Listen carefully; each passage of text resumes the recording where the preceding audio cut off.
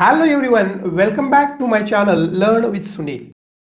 Today we are going to learn English workshop of a famous poem Stopping by Woods on a Snowy Evening by Robert Frost. English workshop Stopping by Woods on a Snowy Evening. Warming up. First question. Where did you go for a picnic recently? Answer.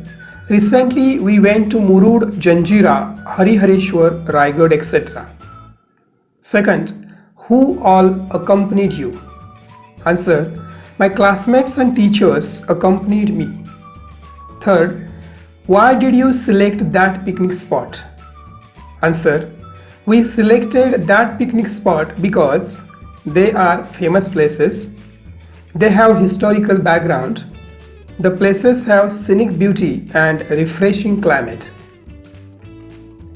Next, what games, food, sights did you enjoy there? Answer, we enjoyed many games. We played in seawater. We enjoyed seafood. We saw Takmaktok, Jagadishwar Temple, Gangasagar Lake, etc. Next, what do you feel when it was time to return home? Answer, we felt nervous and sad. We did not want to return back. Next, look at the picture and frame questions. A. Where are the trekkers trekking? B. How many trekkers are there in the picture? C. What are the equipments used by the trekkers? D. What challenges they have to face? E. What do they get from trekking? Next, form group of 4 to 6 students. Each student should close his or her eyes as the group leader reads aloud the following lines. The students try to create a picture in his or her mind.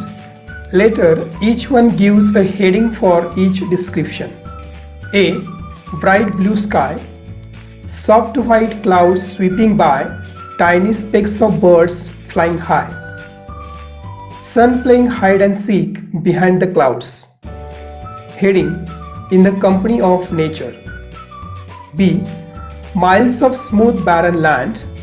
Sparkling sand stretched till the horizon in waves-like forms. Thorny cacti propping here and there. An occasional cluster of palm provide a shady spot. A caravan of camels moving a line in a distance. Heading, a visit to a desert. Next, such a figurative description that creates mental pictures in the mind of reader, listener is called imagery. It is a poetic device that enhances the poem. I wander lonely as a cloud that floats on high over fells and hills. When all at once I saw a crowd, a host of golden daffodils, beside the lake beneath the trees, fluttering and dancing in the breeze. For oft when on my couch I lie, in vacant or in pensive mood, they flash upon that inward eye, which is the bliss of solitude. And then my heart with pleasure fills, and dances with the daffodils. William Wordsworth. Next, compose in your group a 4 to 6 line poem which contains imagery. I watch the waves crash in, breaking on the shore, all their anger dispensed on the ocean floor. I look at the sky so blue, sun shining so bright, spreading heat and happiness with its blinding light. Margin questions. First, where has the poet stopped?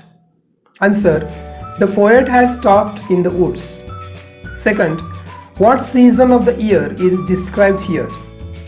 Answer, the winter season is described here. Third, what time of the day is described here?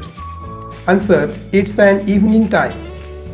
Next, on what day every year is the darkest evening?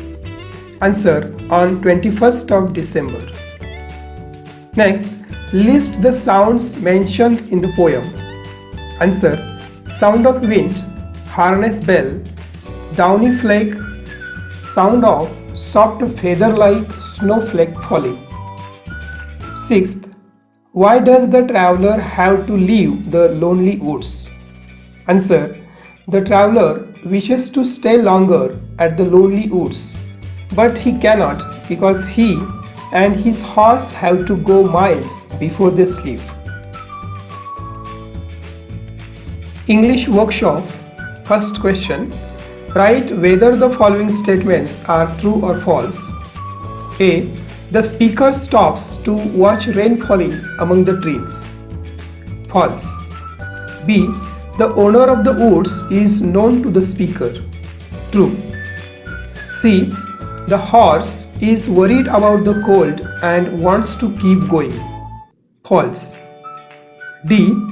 The speaker doesn't emphasize upon the beauty of woods. He is passing through. False. Next, find out line or lines from the poem as a proof for the following explanation. A. There is no one to catch the speaker trespassing. Answer: he will not see me stopping here to catch his woods fill up with snow. B. The little horse draw his master's attention. Answer: he gives his harness bells a shake to ask if there is some mistake. C. His horse seems anxious to keep going. Answer: my little horse must think it queer to stop without a farmhouse near. D. The speaker prefers to stay but is forced to move onwards. Answer: but I have promised to keep and miles to go before I sleep. E. The poem is set in the bygone era. Answer: he gives his harness bell a shake. This line tells about bygone era. Next, the poem is believed to have a reference to the poet's life itself. What could the following signify? Choose from the bracket below. Duties and responsibility, old age, life, death, everlasting peace. A. The speaker's journey, life. B. Snowy evening, old age. C. Lovely deep dark woods, everlasting peace. D. Promises, duties and responsibilities, sleep, death. Next, tell whether the rhyme scheme of the following stanzas is right or wrong. For the wrong rhyme scheme, give the correct one. A. Stanza first, AABA, right. B. Stanza second, BBCB, right. C. Stanza third, CCDC, right. D. Stanza fourth, DDED, wrong.